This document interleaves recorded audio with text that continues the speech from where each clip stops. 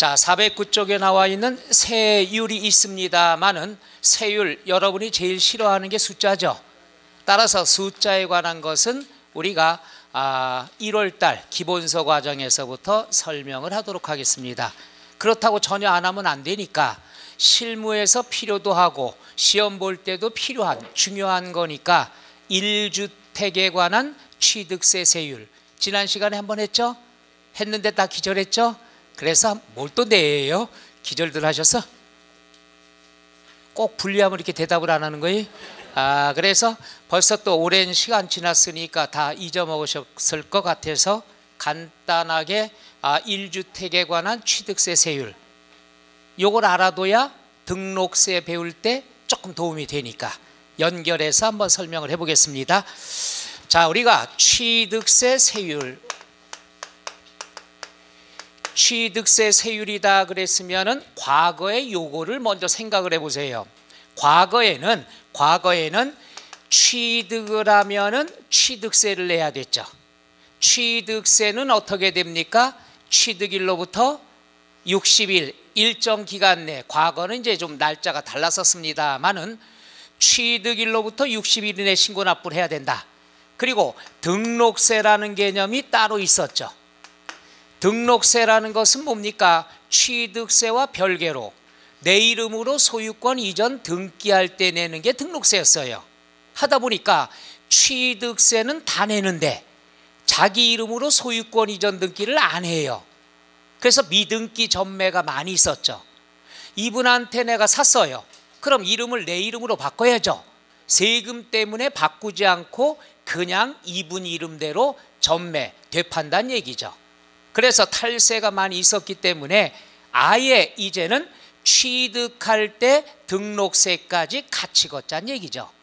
따라서 이제 거둘 때는 취득세, 등록세를 포함해서 하나의 취득세로 걷는다는 얘기죠. 그러면 이제 취득세는 이렇게 나와 있고 등록세라는 게 두 가지로 이제 나눠지게 된 거예요. 과거 이제 옛날에 이랬다는 얘기죠. 등록세 중에서 취득과 관련된 등기, 물론 소유권 이전 등기가 되겠죠. 매매에서 여기 사장님 명의를 나한테로 바꿀 때, 이럴 때 취득과 관련된 등록세는 취득세에 어떻게 한다? 포함해서 한꺼번에 걷죠. 따라서 여러분이 취득세를 4% 낸다. 그럼 4% 중에서 취득세 관련된 게 2%고 등기와 관련된 게 2%란 얘기죠. 반반씩이란 얘기. 그래서 머릿속에 먼저 그걸 알아두시면 편해요. 취득세 세율이 나왔다. 요 취득세 세율 속에는 취득세와 그 다음 어떻게? 취득과 관련된 등록세가 어떻게 됐다? 포함된 거다. 요렇게 머릿속에 정리해야 나중에 편합니다. 해서 취득세가 4%다. 복습할까요? 취득세가 4%다 그러면 이 안에 취득세, 순수한 취득세, 그 다음에 등기와 관련된 세금 두 개가 포함됐으니까 취득세가 4%다 그러면 취득세가 몇 프로로 생각하면 돼요? 2%. 오, 대단해요. 그럼 등기에 관한 건 몇 프로? 그렇죠. 그렇게 두 가지가 포함됐다. 이걸 머릿속에 정리해둬야 앞으로 세율 공부할 때 편합니다. 그러면 등기, 취득과 관련되지 않고 저당권, 즉 권리 설정하거나 그 다음에 어떠한 변경 등기라든가 말소 등기에 관한 것은 따로 이름을 만들었죠. 그게 뭐가 되는 거냐 그러면 등록 면허세가 된 거예요. 그래서 과거에는 따로따로 했습니다마는 요것을 한꺼번에 징수하게 된 다음에는 등록세 중에서 등기와 관련된 것, 취득과 관련된 것만 취득세 세율에 포함시켜라 이거예요. 그러면 소유권 설정 등기라든가 변경 등기, 말소 등기에 관한 건 그냥 이름을 따로 뭐라고 씁니까? 등록 면허세로 만든다는 얘기죠. 이게 첫 번째예요. 그러면 우리가 알아둬야 될 때 1주택에 관한 것, 지난 시간에 했던 거 한번 여기에 대입해 보면 돼요. 우리가 1주택이다 그리고 국민주택 규모다 그러면 몇 제곱미터 얘기하죠? 대단하셔요. 그래서 85제곱미터 이하의 국민주택, 즉 1주택에 관한 취득세는 어떻게 되느냐? 요거는 과세 표준에 따라서 세율이 다르다고 그랬죠. 제일 먼저 첫 번째 얼마 이하? 6억 이하. 두 번째는 6억 초과 9억 이하. 그렇죠? 그다음 세 번째 9억 초과. 이렇게 나눌 수가 있죠. 그러면 취득세 세율이다. 그러면 여기서 취득세 세율은 6억 이하가 1%예요. 얘가 2%예요. 얘가 3%예요. 취득세. 그러면 6억 이하 몇 프로? 1%. 9억 이하 2%. 9억 초가 3%. 이렇게 먼저 공부하면. 그 다음 두 번째, 여기에는 항상 뭐가 쫓아다니느냐? 취득세에는 뭐가 쫓아다니죠? 농어촌 특별세하고 지방교육세가 포함이 되죠. 공부합니다. 농어촌 특별세다 그러면 원래 10%예요. 몇 프로예요? 10%인데 국민주택 규모다 그랬으면은 농특세를 면제를 해줍니다. 따라서 원래가 10%인데 요것은 어떻게 된다? 면제를 해준다는 얘기죠. 따라서 85제곱미터 이하의 주택에 대해서는 농특세가 없어요. 그러면 지방교육세는 항상 몇 프로냐? 20% 부과가 됩니다.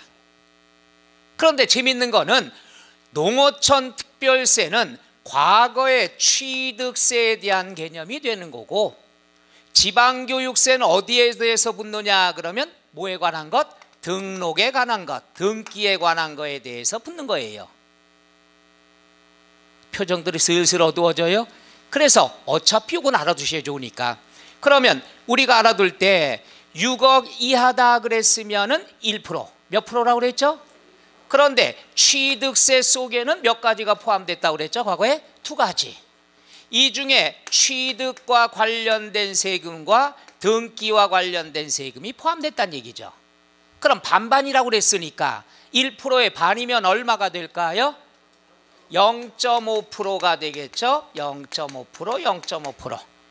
이게 순수한 취득세율, 옛날에 등록세율이에요.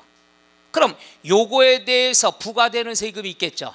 그럼 취득과 관련된 건 뭐가 붙어야 돼요? 농특세가 붙어야 되는데 국민주택 규모는 면제가 된다고 그랬죠. 그럼 농특세가 없어요. 그러면 등기와 관련된 세율이 0.5%가 되겠죠. 여기에 대해서 뭐가 붙는다고 그랬죠? 지방교육세. 지방교육세 몇 프로가 붙죠? 20%가 붙는다는 얘기죠.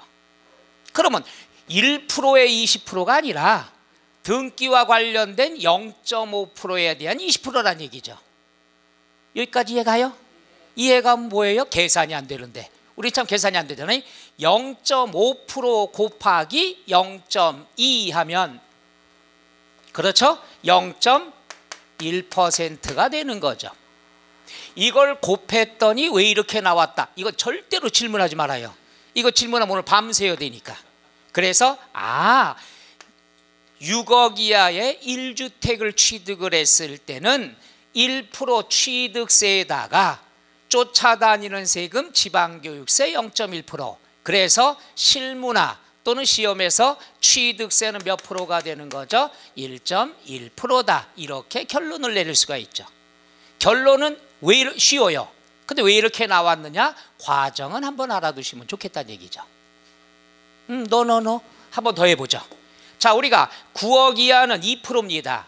그럼 항상 취득세 속에는 취득과 관련된 거와 등기와 관련된 게 반반씩이라고 그랬죠. 그럼 퀴즈, 2%가 취득세예요. 반반씩이죠. 그럼 요거 몇 프로? 어우 대단해요. 요거 몇 프로? 어우 대단해요. 그런데 취득세는 항상 뭐가 쫓아다니죠? 농어촌 특별세가 쫓아다니는데 국민주택 규모에서는 농특세가 어떻게 된다? 면제가 된다. 안 붙어요. 그러면 우리가 등기와 관련된 세율이 1%인데 여기에는 뭐가 붙죠? 지방교육세 몇 프로가 붙죠? 20%가 붙어요. 그러면 1%에 0.1란 얘기죠. 그럼 퍼센트는 뭐 나중에 붙이기만 하면 되니까 1 숫자만 보죠. 1 곱하기 0.2 그럼 얼마? 자신이 없어. 0.2 왜 이렇게 되는지 물어보지 말아요. 그러면 9억 이하의 1주택 취득세는 2% 본세에다가 지방교육세 0.2% 해서 몇 프로가 된다? 2.2% 부과된다. 좀 계산이 어렵죠? 나중에 시간 되면 어떻게 퍼센트 소수로 고치는 거 해볼까요? 안 해도 되죠. 그래도 안 되면 말씀하셔요. 무조건 내 끝까지 가서 이해는 시켜드릴 테니까. 3%다 그랬으면 9억 초과주택입니다. 똑같아요. 취득과 관련된 거, 등기와 관련된 거. 취득과 관련된 게 몇 프로가 될까요? 1.5%. 표정이 굳어져요. 슬슬 숫자가 하나 나왔을 때도 힘든데 숫자가 2개 나오니까 힘들어요. 요것도 1.5%. 취득세는 항상 농어촌 특별세가 부과되는데 국민주택 규모는 농특세가 면제가 된다. 그럼 뭐만 붙어야 될까요? 지방교육세. 요건 몇 프로가 될까요? 20%. 이제 운명의 시간이 돌아왔어요. 1.5 곱하기 0.2 1.5 곱하기 0.2 오 대단하셔요. 0.3이 되는 거죠. 그러면 요놈 더해서 9억 초과 주택에 대한 취득세는 본세가 3%, 그 다음 부가세가 0.3%, 그래서 세율이 몇 프로가 된다? 3.3%가 진행이 된다. 이렇게 우리가 정리할 수가 있겠죠. 그러니까 실무용에서는 6억 이하, 9억 이하, 9억 초과, 그 다음 1.1, 2.2, 3.3 이렇게 생각하면 되죠. 그래서 사회에서 상담이 들어왔을 때 공인중개사 배운다며? 세법 배운다며? 내가 6억짜리 할까요? 6억짜리 샀는데 취득세 얼마나 나와? 그럼 6억 곱하기 얼마죠? 1.1%. 그럼 얼마 될까요? 그렇죠. 대단하죠. 식을 알면 뭐해? 계산이 안 되는데 그냥 암산해도 되죠.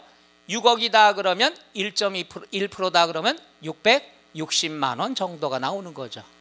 5억짜리다 그럼 얼마죠? 550만 원. 숨 쉴 것도 없어요. 이렇게 상담하면 야 최고다 이런 소리 듣는 거죠. 누가 물어봤어요. 나 얼마짜리 샀느냐 그러면 5억짜리 샀다. 5억짜리 샀는데 취득세가 얼마나 나올까요? 그럼 5억이다 그러면 1.1% 해서 답이 쑥 나오죠. 550만 원 나옵니다. 그럼 고객도 신뢰성이 더 있는 거죠. 그래서 결론만 알면은 쉽지만 이 속을 알아둬야 나중에 기억이 오래 간다는 얘기죠. 그래서 우리가 오늘은 지난 시간에 이해가 안 갔을 것 같아서 간단하게 1주택을 취득을 했을 때 취득세가 이렇게 구성이 돼 있다. 요거 하나 설명을 해드린 거예요. 그러니까 이제 요 등록세 중에서 취득과 관련된 세금은 취득세에 포함이 됐는데 반반씩이다. 이렇게 알아두시고 이따가 등록면허세 배울 때는 취득과 관련된 이전 등기는 여기에 포함할 수 있다 없다? 없다. 취득과 관련된 건 여기로 들어가는 거예요. 그럼 우리가 말하는 등록면허세라는 건 이런 변경사항이 있을 때 이럴 때 등기하는 것은 등록면허세가 되고 취득과 관련된 등기에 대해서는 취득세에 포함해서 걷는다. 이렇게 정리하시면 편하죠. 오케이? 첫 시간부터 많이 힘든 걸 배웠죠? 매도 일찍 맞는 게 낫다고 충분히 여러분들이 앞으로 배울 거니까 오늘은 그동안 배운 거 서비스 차원에서 이런 속 구성을 한번 해봤습니다. 자, 이러한 것이 409쪽에 나와 있는 것, 409쪽에 나와 있는 것, 거기에 나와 있는 내용부터 시작을 해서 숫자가 409쪽에 보면은 거기 나와 있어요. 동그라미 1번 유상승계 취득. 거기에 보면은 박스가 하나 나온 거 있죠. 박스에 나온 1번을 한번 볼까요? 유상거래를 원인으로, 요건 매매를 얘기하죠. 매매를 했을 때 6억 이하의 주택이면은 몇 프로예요? 1%. 1000분의 10이다 그러면 왜 1%가 되는지 이해 가시나요? 불안해서 한번 해볼게요. 여기다가 해놓을까요?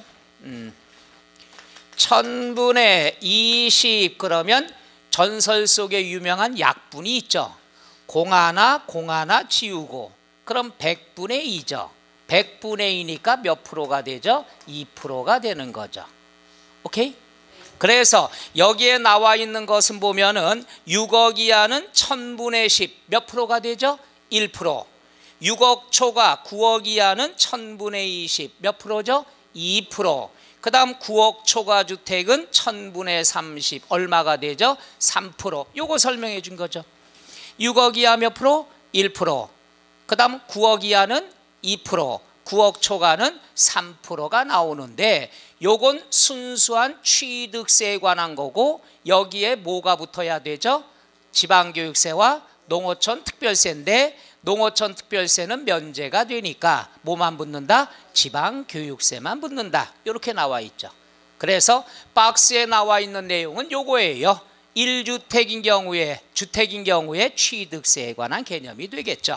그래서 박스에 대해서는 우리가 1번만 여러분이 알아두시면 된다는 것.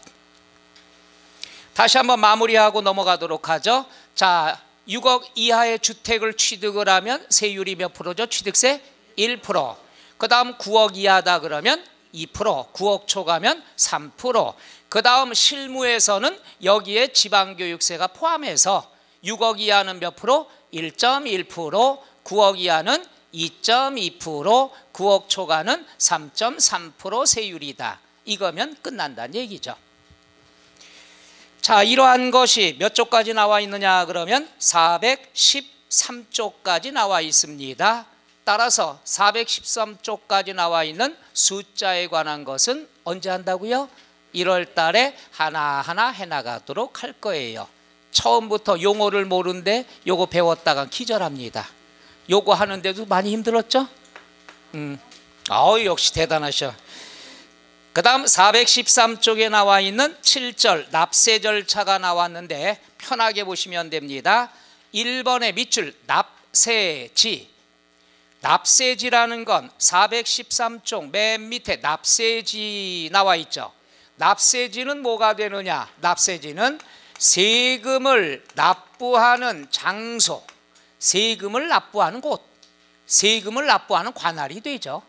그러면 취득세는 뭐냐? 취득하는 물건이 어디에 있느냐? 예를 들어서 광주광역시에 있다. 그러면 광주광역시 시청에다가 어떻게 됩니까? 신고 납부해 줘야 되겠죠. 따라서 납세지는 거기 두 번째 줄 나왔죠. 취득 물건이 있는 곳, 소재지에 특별시, 광역시, 도에서 부과가 된다. 이게 좀 그렇죠. 부과된다라는 건 정부에서 매긴다는 뜻이니까 조금 요건 어폐가 있죠. 취득세는 특별시, 광역시, 도에다 어떻게 되죠? 신고 납부해야 된다. 이게 좀 더 정확한 얘기가 되겠죠. 취득세는 정부에서 부과하는 것이 아니라 여러분들이 자진해서 신고하고 납부해야 된다. 어디에다? 특별시, 광역시, 도에다가 이렇게 알아두시면 됩니다. 그 다음에 2번 또 나왔죠. 징수 방법 또 나왔습니다. 원칙은 뭐가 되죠? 신고 납부를 해줘야 된다. 그럼 언제부터 언제까지 신고 납부한다고 그랬죠? 414쪽 맨 위에 취득일로부터 며칠 이내에 60일 이내에 다 배웠던 내용이 되죠. 그 다음에 나머지 거 보실 필요 없고요. 마무리 415쪽. 415쪽 보면은 동그라미 치세요. 면세점.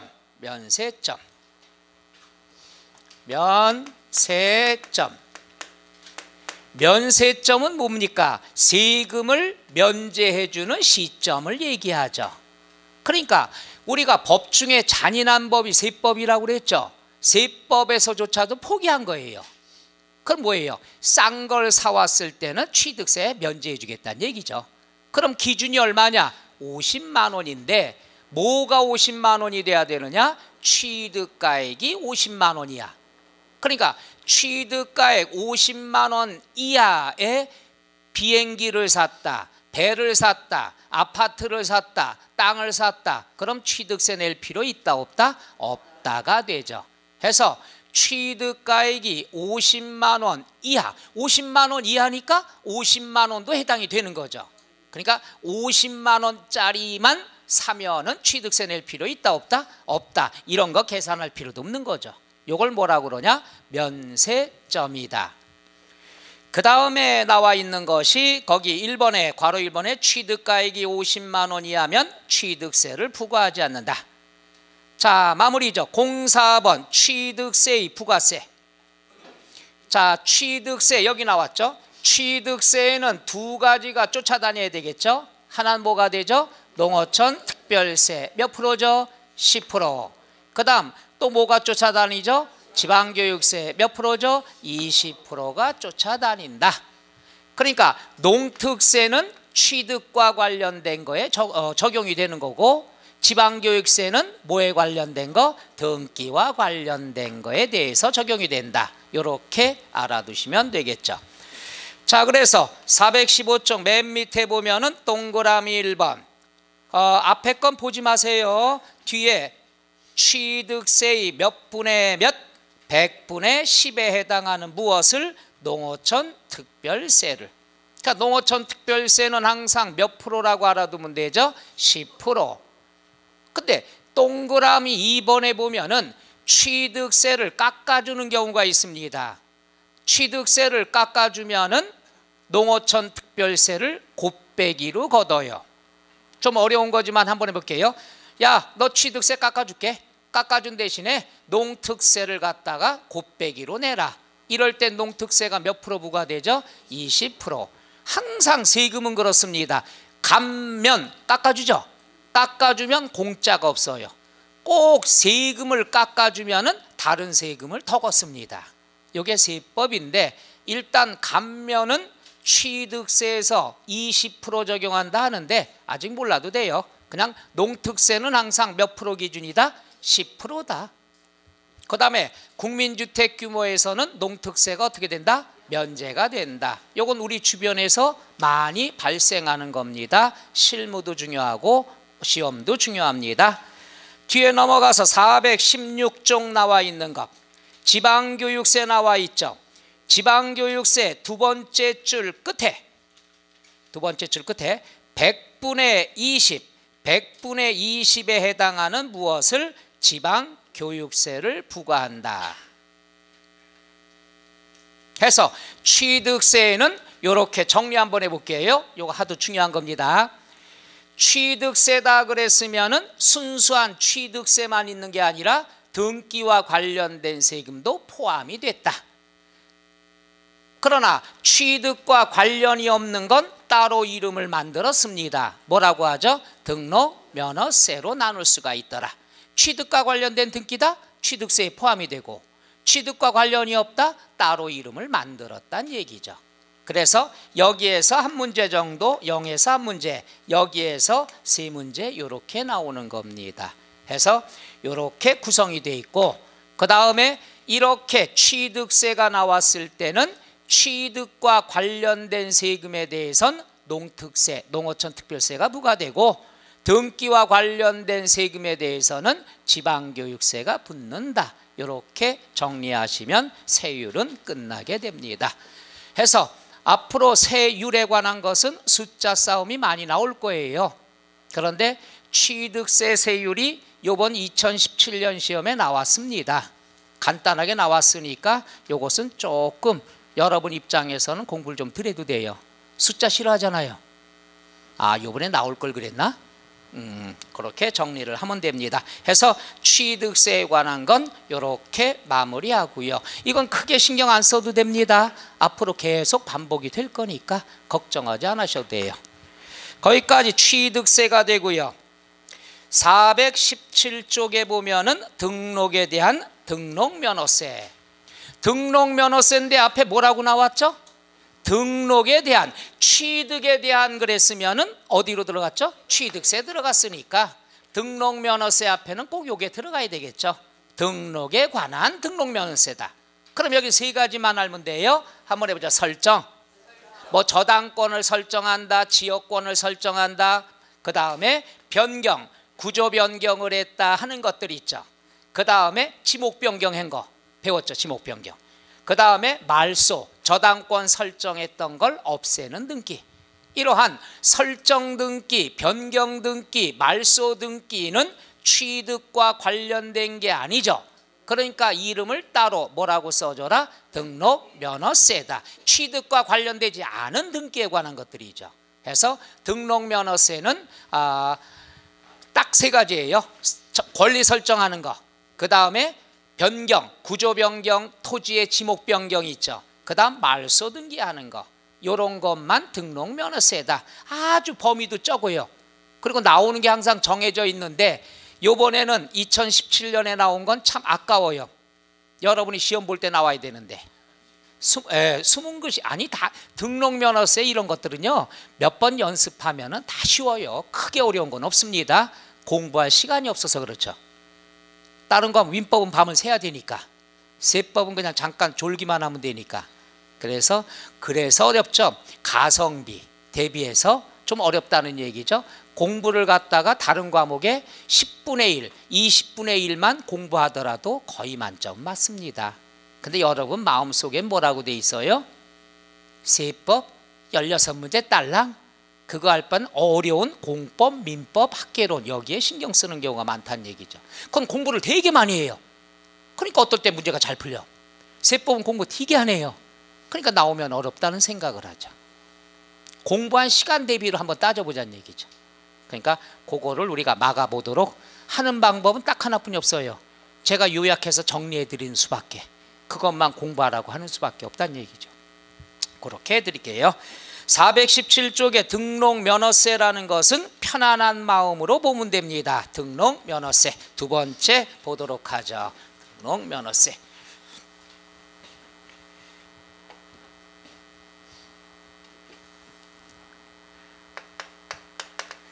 뭐 포인트만 설명을 해줄게요. 이거는 쉬우니까. 등록면허세다 그랬으면은 첫째 요건 지방세입니다. 뭐가 돼요? 지방세. 근데 재밌는 게 있어요. 취득세다 그랬으면은 제일 높은 데서 갖는다 그랬죠. 그럼 재산세 앞으로 배울 거는 부반장이 갖는다 그랬죠. 시군구에서. 얘는 달라요. 얘는 뭐냐 하면은 도다 그랬으면, 예를 들어서 경기도다, 강원도다, 도다 그러면 대부분이 도농복합지역이 많습니다. 따라서 등록세에 관한 것, 등록면허세에 관한 건 도만 인정을 해줘요. 도만. 따라서 도에서 거둘 때 경기도 성남시다 그러면 시에서 못 가져요. 어디서 가져요? 경기도 제일 높은 데에서. 그러나 광역시, 특별시는 벌써 시자가 들어갔죠. 도시란 얘기죠. 도시면은 제일 높은 사람은 생기는 돈이 많으니까 두 번째 사람한테 시간을 줍니다. 따라서 광주광역시 서구다 그래 나와 있죠. 그러면 어디에서 걷습니까? 구에서 걷습니다. 따라서 구세라고 얘기합니다. 그래서 먼저 알아두실 거는 등록면허세는 도에서는 제일 높은 도에서 걷는 거고, 나머지 광역시라든가 특별시에는 두 번째 누구한테? 구에서 걷는다는 얘기죠. 그래서 도구세다, 도세구세다 이런 표현을 하죠. 자, 거기 나와 있는 417쪽 의 나와 있죠. 1번에 거기에 보면 두 번째 줄에 도구에 이렇게 나와 있죠. 그 다음 나와 있죠. 등록면허세도 자진 신고 납부를 해줘야 된다. 그러면 우리가 등록면허세는 자진 신고 납부해야 되는데 어디에다 신고 납부하느냐? 경기도다 그러면 도청에 하고, 광주광역시 서구다 그러면 어디에? 서구청에다가 신고해야 된다. 그러니까 시에서는 구, 도에서는 도가 걷는다는 것. 그래서 도세구세다. 그리고 자진신고 납부하는 거다. 그럼 우리가 이런 걸 배웠죠. 취득세는 자진신고 납부하는데 취득일로부터 며칠 이내 신고 납부하라고 그랬죠? 60일. 그럼 등록면허세는 언제까지 하느냐? 너무 쉽죠? 내 이름으로 또는 설정 등기를 하기 전까지 돈 내야 된다는 얘기죠. 돈을 내야 소유권 해주겠다는 얘기죠. 따라서 신고 납부는 언제냐? 등록을 하기 전까지만 신고 납부하면 돼요. 등기하기 전까지만 돈 내면은 등기해 주겠다는 얘기죠. 그럼 이건 뭐예요? 등기라는 것은 야 이것 좀 변경 좀 해줘 부탁을 하는 거죠. 그래서 얘는 유일하게 등록면허세는 수수료 성격의 조세가 된다. 수수료 성격. 그러니까 내 이름으로 등기해줘, 변경 등기 좀 해줘, 말소 좀 해줘, 이건 부탁을 하는 거예요. 부탁을 하니까 수수료예요. 그럼 수수료다 그랬으면은 좀 전에 배웠던 면세점 취득세 있었죠. 취득가액이 50만 원까지는 취득세 면제가 되죠. 그런데 등록면허세는 수수료예요. 수수료 공짜가 있어요 없어요? 그래서 면세점 제도가 없는 거예요. 그러니까 수수료 성격이기 때문에 공짜는 있다 없다? 없다. 그래서 수수료 성격이 중요하죠. 해서 등록면허세는 절대로 공짜가 없습니다.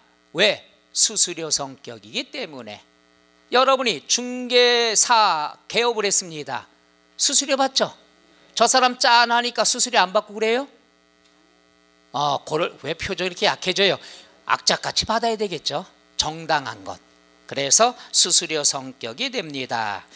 그래 그게 417쪽 02번 특징에 보면은 괄호 1번의 두 번째 줄 끝에 성격만 밑줄 쳐볼까요? 무슨 성격이라고 그랬죠?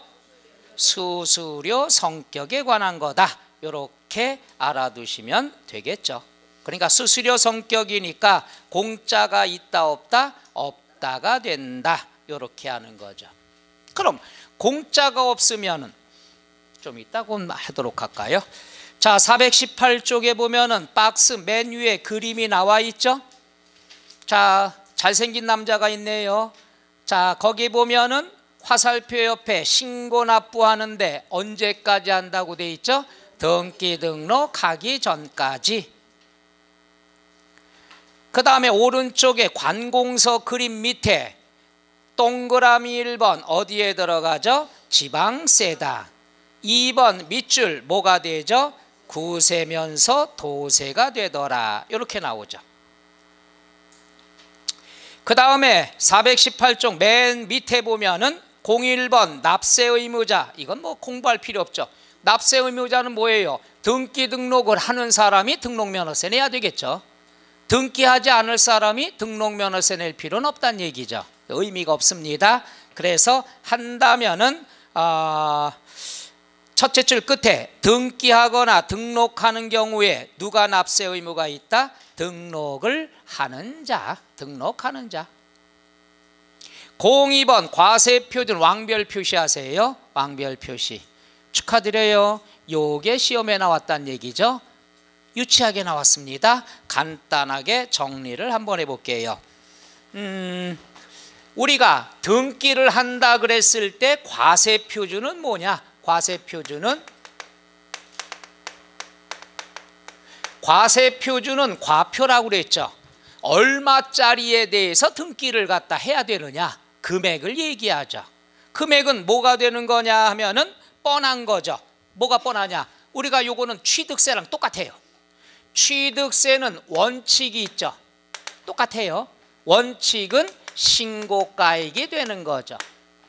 이거는 취득세 때문에 복습 겸 다시 설명해 주는 겁니다. 똑같아요. 취득세와 등록면허세는. 신고납부 세목은 원칙이 뭐가 되는 거죠? 신고가액이에요. 신고가액.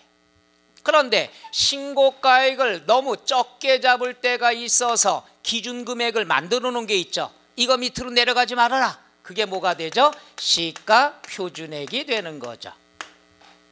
그러니까 자진신고, 요건 취득세랑 똑같습니다. 과세 표준은 내가 얼마짜리로 신고하느냐, 그게 바로 과세 표준이죠. 그런데 신고를 안 하거나 시가 표준액에 미달을 하게 되면은 뭘 적용하죠? 시가 표준액.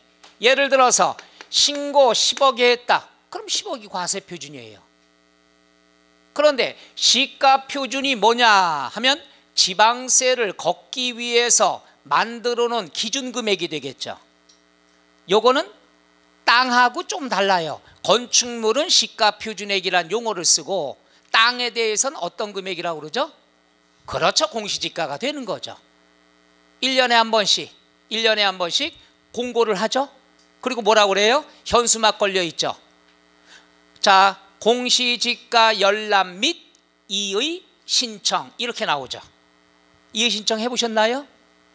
그럼 한번 볼까요?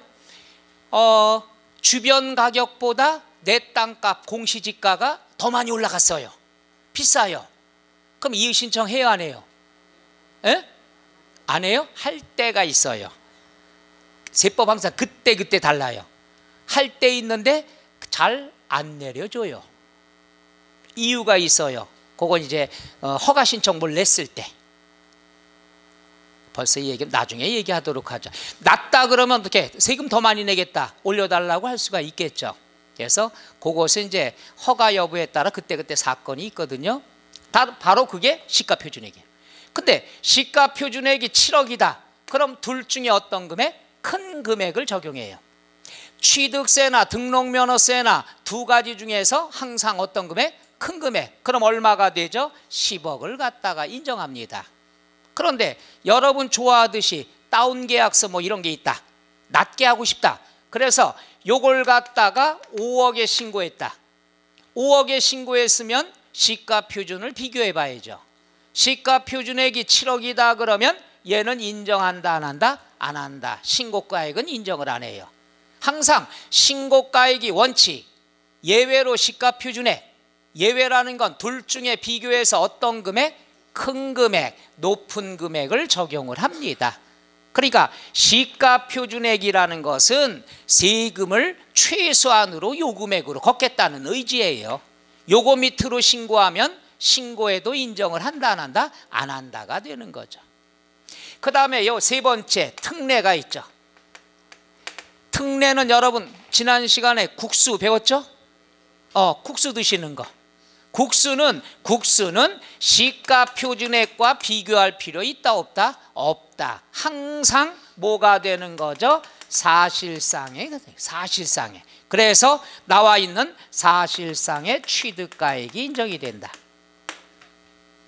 얘네 두 개는 서로 비교해서 큰 금액을 적용할 수 있지만 얘는 특례예요. 특례면 무조건 금액이 들통났다 이거야. 금액이 들통났으니까 시가 표준액과 아무런 관계가 없죠. 요건 5가지를 배웠습니다. 뭐가 있죠? 국, 수, 공, 판, 장 5개. 그러니까 국수가 나올 때는 항상 3가지, 2가지를 배웠습니다. 취득세에서. 언제가 취득일이냐? 사실상의 잔금 치른 날. 그럼 금액 과세 표준은 얼마가 되느냐? 사실상 취득액, 돈 낸 거. 그러니까 여러분이 국수를 드실 때 장날에 3,000원, 4,000원, 5,000원짜리가 서로 다르잖아요. 3,000원짜리 드셨어요? 돈 일주일 뒤에 줄게요. 그러면 오늘은 취득일이 아니에요. 일주일 뒤에 갚은 날이 취득일이고, 그 다음에 얼마짜리를 드셨냐? 그러면 실제로 돈 낸 금액 얼마짜리죠? 3,000원이 되는 것. 눈동자가 막 흔들리는 거 보니까 저게 뭔 소리지? 괜찮아요. 앞으로 이제 오늘까지는 몸에 적시면 되고 1월부터 이제 하나하나 메모해 나가면서 요약해드리면 되겠죠. 국수공판장. 국수공판장이라는 것만 알아두시면 돼요. 나머지 특별히 공부할 거 없습니다. 해서 국수, 국가로부터 취득한 것은 시가 표준보다 적게 취득할 수도 있겠죠. 그 다음에 수입, 외국에서 수입할 때는 뭐예요? 우리나라 시가 표준을 적용할 수 있다 없다? 없다가 되죠. 시가 표준은 우리나라 땅덩어리 안에 있는 것만 기준금액이니까. 외국의 거 수입하면 우리나라 기준금액과는 의미가 없죠. 그 다음에 공매가 됐을 땐 어떡하죠? 이 공시지가보다 어떻게 돼요? 낮은 금액 돼서 낙찰받을 수가 있겠죠. 그러니까 얘랑 의미가 없는 거. 그 다음에 판결문. 법원의 판결문이라는 건 시가 표준액을 기준으로 만드는 게 아니죠. 그 다음에 장부는 누가 작성을 하죠? 회사가 작성하죠. 회사가 작성할 때 시가 표준보다 적게 구매할 수도 있다는 얘기죠. 그래서 국수공판장은 무조건 날짜를 물어봐도 사실상 잔금일, 금액을 물어봐도 사실상 취득가액이 되더라. 끝. 이렇게 알면 되죠. 그래서 요 과세표준 여기까지는 취득세와 똑같습니다. 그러니까 취득세에서 나올 수도 있고 등록면허세에 나올 수도 있다는 얘기죠. 그런데 시험에선 어디에 많이 나와요? 취득세에서 많이 나오니까 등록면허세에서는 잘 안 나옵니다. 요건 취득세에서 나와요. 그러면 등록면허세는 뭐가 나오냐? 과세표준이 등록면허세만 나오는 특이한 것들이 있어요. 요게 시험에 나오는 거죠. 자, 정리 한번 해볼게요. 419쪽 맨 위에 보면은 괄호 1번 일반적인 경우의 과세표준 금방 했죠? 1번 원칙 뭐가 되죠? 신고가액. 2번 예외 뭐가 있죠? 시가표준액. 시가표준액은 한번 밑줄 쳐볼게요. 신고가 없거나 신고가액이 시가표준액보다 적은 경우에는 뭐를 과세표준으로 한다? 시가표준액. 다시 얘기하면 신고가액과 시가표준 비교해서 둘 중에 어떤 금액이 된다? 큰 금액, 높은 금액이 된다. 요건 꼭 알아두셔야 됩니다. 3번 사실상 취득가액을 과세표준으로 하는 경우는 기업, 국가, 니은, 수입, 디귿, 판결문, 법인장부. 그것만 밑줄 쳐보면 되죠.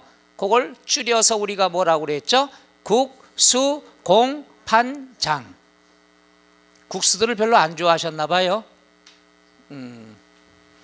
그 다음에 동그라미 괄호 2번 채권금액. 자, 그거 별표시. 괄호 3번 별표시. 바로 그게 등록면허세의 단골 메뉴입니다. 얘들은 취득세와 관련이 없어요. 채권금액이 과세표준이 된다. 채권금액이 과세표준이 되는 것은 동그라미 2번 나와 있죠. 첫째, 저당권 설정. 우리가 저당권을 설정한다 그랬으면 그 사람한테 받을 돈이 있으니까 저당권 설정했죠. 자, 예를 들어서 한번 해볼게요. 여기다 갈까요? 갑이라는 사람이 은행에서 10억을 대출받았어요. 그러면 요 건물을 담보로 맡겨야 되는데 이 건물이 시세가 얼마냐? 그럼 50억짜리예요. 그러면 은행이 대출을 해줬으면 얼마 대출했다고 그랬죠? 10억 대출했으면 10억의 권리 설정이 들어가야 되겠죠.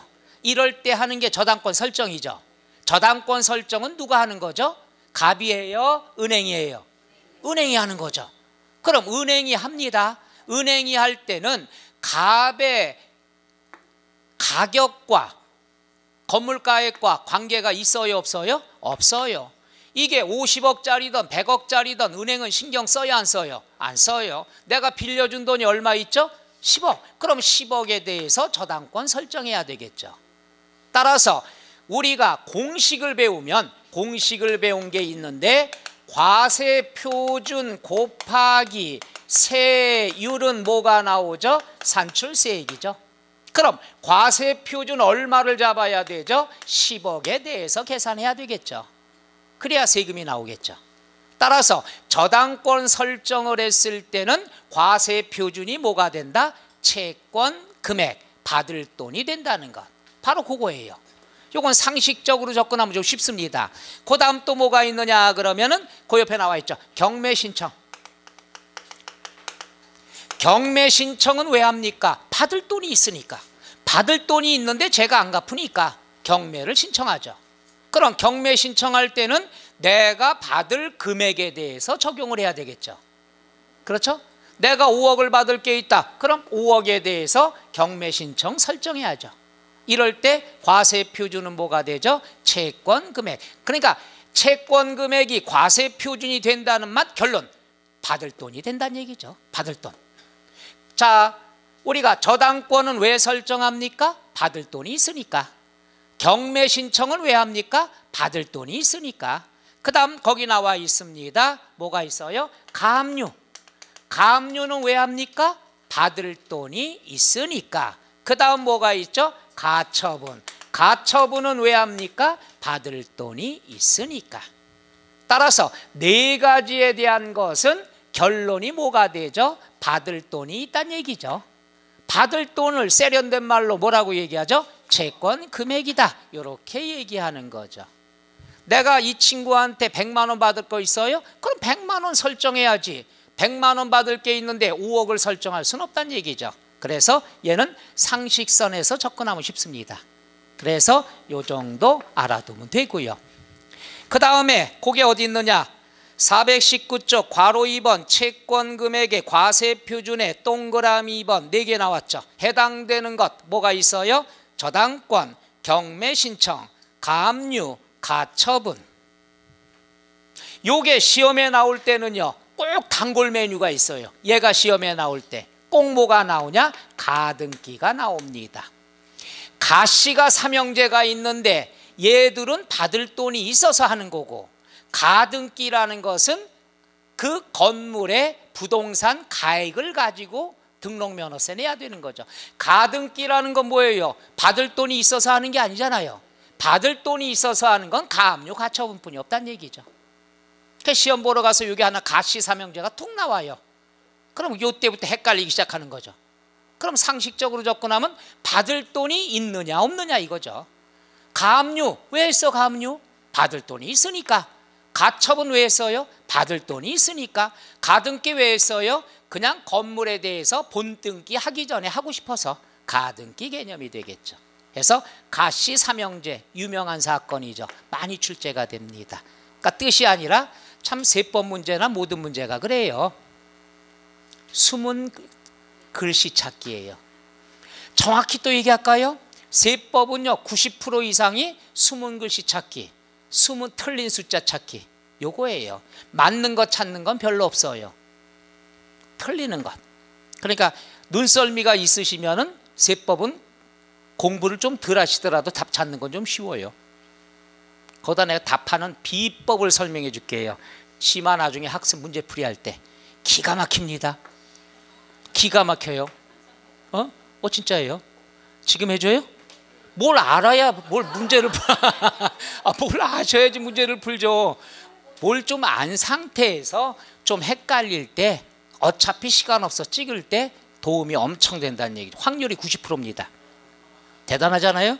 근데 기본 지식이 있어야 이것도 활용하지 기본 지식 없으면 안 되는 거고요. 나중에 우리가 하는 기회가 있을 겁니다.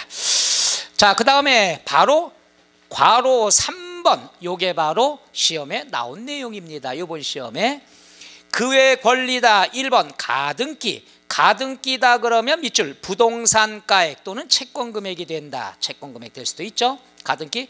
그러나 등록면허세는 대부분이 뭡니까? 부동산과 관련된 거니까 대부분이 뭐예요? 부동산 가액이 기준이 됩니다. 그래서 부동산 가액이 나온 건 1번 가등기. 자, 해서 가등기는 뭐가 되죠? 부동산 가액. 채권 금액이 있습니다만은 가등기는 부동산에 대한 거니까 부동산 가액으로 먼저 접근하시면 돼요. 그 다음 뭐가 있느냐? 지상권. 가등기하고 지상권은 같이 공부합니다. 부동산 가액. 그 다음에 지역권. 지역권 동그라미 치세요.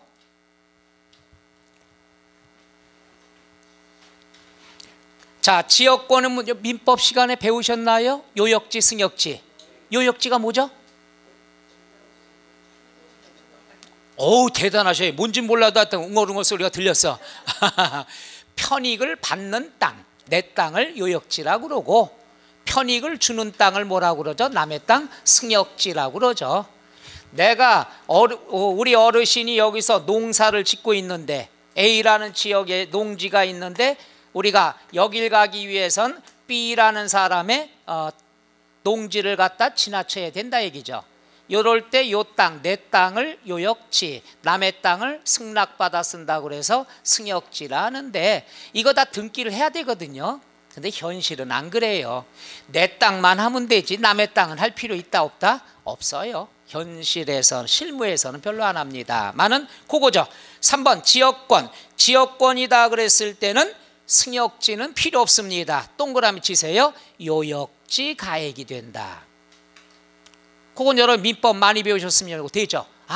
지역권이다 그랬으면은 통행권에 대해서는 신경 쓰지 말고, 지역 통행권 신경 쓰지 말고 요역지만 등기하자.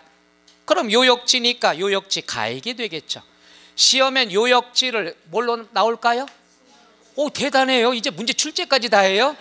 그러니까 세법은 용어만 알면 나올 게 뻔해요. 외울 필요도 없어. 상식적으로 접근하면 돼요. 내 땅만 하면 되지 남의 땅을 왜 하냐는 얘기죠. 그렇게 접근하시면 아주 잘 되는데, 문제 출제도 잘하시고, 그 다음에 전세권. 전세권도 공부할 필요 없죠. 여러분이 3억에 전세 들었다. 그럼 3억의 전세 보증금을 보호받아야 될 거 아니에요. 그럼 전세권 설정하죠. 전세권 설정은 내가 낸 전세 보증금에 대해서 권리 설정 들어가야죠. 나는 3억의 전세 보증금 냈는데 기분 나빠. 6억짜리 전세권 설정할 수 있다 없다? 없다. 그러니까 전세권 설정할 때 과세 표준은 뭐가 되는 거냐? 전세 금액이 되겠죠. 전세 금액, 보호받기 위해서 하는 거니까. 그러니까 돈을 빌려줬으면 채권 금액이 과세 표준 되는 거고, 전세 들었으면은 전세권 설정은 전세 금액이 되는 거고, 이렇게 접근하면 되죠. 그 다음에 4번 됐고 5번 동그라미 임차권. 임차권이다 그러면 뭐가 돼요? 임차. 남의 부동산을 내가 일정 기간 사용할 수 있는 권리를 달라는 얘기죠. 이거는 월세 지급액이 과세 표준이 됩니다. 따라서 동그라미 월 임대차 금액이 됩니다. 그러니까 보증금 필요 없습니다. 보증금 필요 없고 매달 얼마씩 줬느냐 사용료를, 그놈이 되는 겁니다. 그래서 임차권은 꼭 알아두셔요. 내 땅이 아니라 남의 것을 사용할 수 있는 권리는 보증금은 의미가 없습니다. 내가 매달 납부하는 사용료가 바로 과세 표준이 되는 거죠. 그러면 시험에 뭐가 나올까요? 월 임대차 금액이 정답인데 시험에 뭘로 나올까요? 어떻게 알았어요? 그게 2017년 시험 문제예요. 올해 나왔던 문제가 이거 틀린 걸 찾아라 문제에 임차권이 나왔는데 월 임대차 금액이 정답인데 거기는 보증금 이렇게 나와서 틀린 거대. 야, 대단하시네. 28회 문제 출제하셨어요? 그러니까 이렇게 상식선에서 접근하면 답 찾는 게 쉽다는 얘기죠. 지금 여러분이 오늘 처음 배우는데도 이렇게 이해가 되니까 그냥 답이 튀어나오잖아요. 요역지를 승역지로 바꾸고, 그 다음에 뭐예요? 임차권을 보증금으로 바꿔서 내고, 월 임대차 금액인데 바로 요게 시험에 틀린 거 정답 찾아라 하는 게 등록면허세가 한 문제가 나왔는데 임차권 과세 표준이 나왔습니다. 어때? 해볼만 하잖아요. 요거 1년간 배웁니다. 맨날. 요건 받을 돈이 있으니까. 얘는 부동산가에. 그 다음에 전세권은 전세 뭐가요? 금액. 전세 금액은 당연히 전세 보증금을 얘기하는 거죠. 임차권이라는 건 보증금 필요 없어요. 매달 사용료 얼마 내느냐 이게 중요한 거죠. 오, 대단해요. 뽁 한 뽁 하나를 가르쳐두면 2개를 아셔요? 근데 다음번 강의할 때 왜 표정이 다 겁먹은 표정인지 모르겠어요. 자, 그게 바로 시험에 나왔던 거예요. 그래서 이번 시험에는 등록면허세가 요거 제쳐놓고 나오겠죠. 자, 4번 건수. 뒤에 420쪽에 건수 나왔습니다. 건수. 요건 발음을 잘 하셔야 돼요. 건수 그러면 남자친구 이름이고, 해봐요. 건수. 요건 뭐냐? 이렇게 생각하시면 돼요. 자, 보시면 건수가 과세표준이다. 과세표준이 한 건, 두 건, 세 건. 우리가 OT 할 때도 한번 간단히 설명드렸습니다마는 건수는 쉽게 얘기해서 추가 등기라고 생각하면 돼요. 옛날에 했는데 이번에 다시 하는 거, 추가로 하는 거. 그럼 재밌는 건 옛날에 이렇게 등기했습니다. 가등기나 막 등기했어요. 등기했으면 금액으로 계산해서 나왔을 거 아니에요. 그렇죠? 예를 들어서 저당권을 설정을 합니다. 저당권 설정을 했다 그러면은 뭐 어떻게 돼요? 뭐 한 건, 10억에 대해서 몇 프로 세금 내죠. 그렇죠? 그런데 이걸 갖다가 저당권을 없앤다, 말소를 한다. 저당권은 은행이 하지만 말소 등기는 누가 할까요? 내가 하는 거죠. 그럼 내가 할 때 또 10억 곱하기 몇 프로 하면은 똑같은 등기에 대해서 또 세금을 두 번 낸다는 얘기죠. 억울하잖아요. 그래서 처음에 할 때는 10억 곱하기 몇 퍼센트 정상적으로 내고, 추가 등기할 때는 10억 갖고 하면 또 억울하니까 요 추가 등기할 때는 쉽습니다. 건수가 되고 건당 얼마가 되죠? 6,000원만 내면 돼요. 그러니까 2차 등기가 되는 거죠. 1차 등기할 때는 금액에다가 세율 곱해서 정상적으로 내고, 이거에 대한 추가적인 등기가 들어가면은 건당 얼마? 6,000원만 내면 된다는 얘기죠. 그렇죠? 한 건 했다 그럼 한 건 곱하기 6,000원, 그럼 6,000원이 되고, 두 건 했다, 두 건 곱하기 6,000원은 12,000원이 되죠. 요거는 안 나왔으니까 나올 가능성은 있겠죠. 건수다 그러면 요게 가장 요 단골 메뉴였어요, 시험에. 건수다 그러면 건당이란 얘기죠. 건당 세율까지 알죠. 세율은 6,000원이에요. 건당 얼마? 6,000원. 요건 어떤 경우냐? 추가 등기인데요. 추가 등기에 대해서 한번 해보죠. 추가 등기. 대답을 너무 잘하셔서 10분간 휴식하겠습니다.